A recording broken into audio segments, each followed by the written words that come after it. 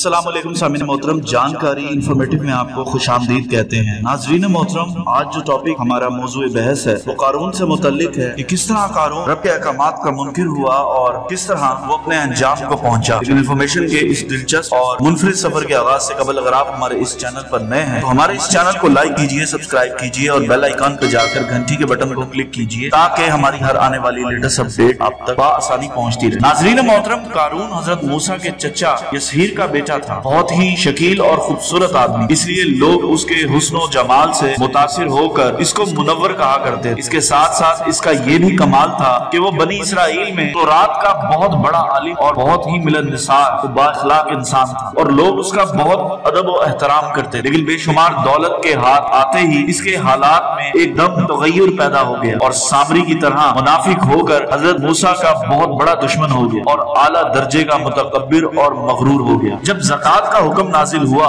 تو اس نے حضرت موسیٰ کے روبرو یہ عہد کیا کہ وہ اپنے تمام مالوں میں سے 1000واں حصہ زکوٰۃ نکالے، مگر جب اس نے مالوں کا حساب لگایا تو ایک بہت بڑی زکوٰۃ کی رقم نکلی۔ یہ دیکھ کر اس پر دم حرص اور بخل کا بھوت سوار ہو گیا۔ وہ نہ صرف زکوٰۃ کا منکر ہو گیا بلکہ عام طور پر بنی اسرائیل کو بہکانے لگا کہ حضرت موسیٰ اس بہانے تمہارے مال کو لے لینا چاہتے ہیں، یہاں تک کہ حضرت موسیٰ سے لوگوں کو برگشتہ کرنے کے لیے اس خبیث نے یہ گندی اور گھناؤنی چال چلی۔ ایک عورت کو بہت زیادہ مال و دولت دے کر آمادہ کر لیا کہ وہ آپ پر بدکاری کا الزام لگائے۔ چنانچہ عین اس وقت جب حضرت موسیٰ واعظ فرما رہے تھے، قارون نے آپ کو ٹوکا کہ فلاں عورت سے آپ نے بدکاری کی ہے۔ حضرت موسیٰ نے فرمایا کہ اس عورت کو میرے سامنے لاؤ۔ چنانچہ وہ عورت بلائی گئی تو حضرت موسیٰ نے فرمایا کہ اے عورت، اس اللہ کی قسم جس نے بنی اسرائیل کے لیے دریا کو پھاڑ دیا اور عافیت و سلامتی کے ساتھ دریا کو پار کرا کر فرعون سے نجات دی، سچ سچ کہہ دے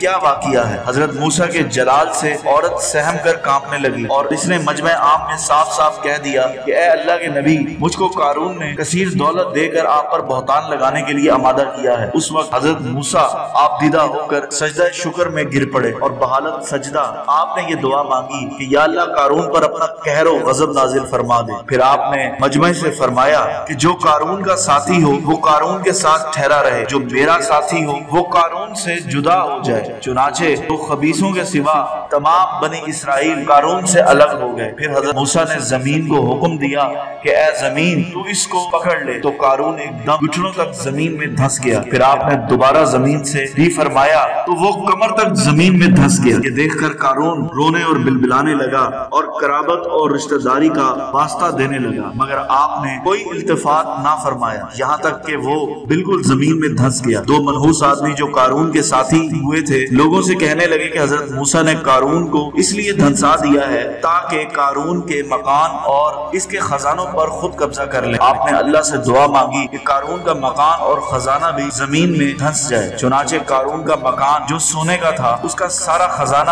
سبھی زمین میں دھس گئے۔ ناظرین محترم، قرآن مجید میں اللہ تعالیٰ نے ارشاد فرمایا ہے کہ ہم نے قارون کو اتنے خزانے دیے تھے کہ ان کے خزانوں کی کنجیاں ایک مضبوط اور طاقتور جماعت بمشکل اٹھا سکتی تھی۔ بے شک قارون حضرت موسیٰ کی قوم سے تھا، پھر اس نے ان پر ظلم کیا۔ ناظرین محترم، حضرت موسیٰ نے قارون کو جو نصیحت فرمائی وہ یہ ہے کہ جس کو قرآن مجید نے بیان فرمایا، کس قدر پیاری نصیحت ہے جو حضرت موسیٰ کے ساتھ ساتھ ساری قوم قارون کو سنا رہی ہے۔ اترا کر مت چلے، بے شک اللہ اترانے والوں کو پسند نہیں فرماتا، اور جو مال اللہ نے تجھے دیا ہے اس سے آخرت کا گھر طلب کر اور دنیا میں اپنا حصہ نہ بھول، اور احسان کر جیسا اللہ نے تجھ پر احسان فرمایا، اور زمین میں فساد مت تلاش کر۔ قارون نے اپنے مال کے گھمنڈ میں اس مخلصانہ نصیحت کو ٹھکرا دیا اور خوب بن سور کر تکبر اور غرور سے اتراتا ہوا قوم کے سامنے آیا۔ حضرت موسیٰ کی بدگوئی اور اظہار ثانی کرنے لگا۔ اس کا نتیجہ کیا ہوا جو آپ قرآن کی زبان میں سن سکتے ہیں۔ ناظرین محترم، قرآن کریم میں اللہ تعالیٰ نے ارشاد فرمایا تو ہم نے اس کو اس کے گھر کو زمین میں دھنسا دیا،